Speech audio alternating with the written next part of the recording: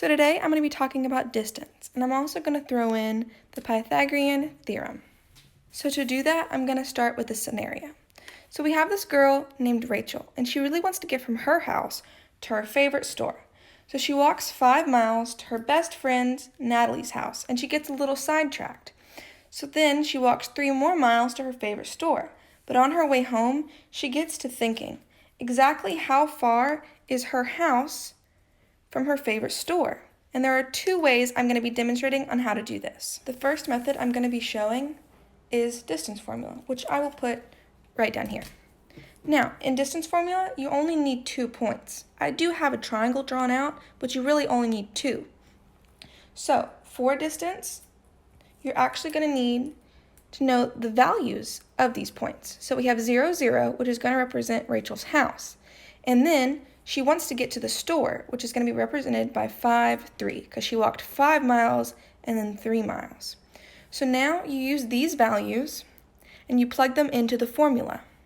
So then you'll get that distance is equal to the square root of 5 minus 0 squared plus 3 minus 0 squared. You do a little simplifying, and now you have that distance is equal to the square root of 5 squared plus 3 squared. Do a little more simplifying, and you get that distance is equal to the square root of 25 plus 9. You add those together, and you get that distance is equal to the square root of 34. Now, if you want the actual number, you can type in the square root of 34 into your calculator, and you'll get that distance is about equal to 5.38.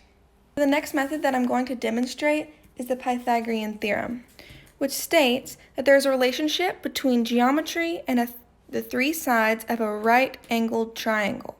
It has to be right-angled for this to be true. So the formula you use for this is a squared plus b squared equals c squared.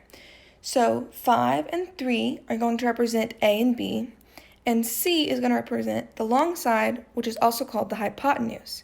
So you take these numbers and you plug them in, and you get that 5 squared plus 3 squared equals c squared.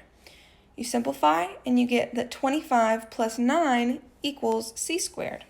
So you add those together, and you get that 34 is equal to c squared. But now we need to get c by itself, so we need to get rid of the square. So you have to apply the square root to both sides. So now you have c is equal to the square root of 34.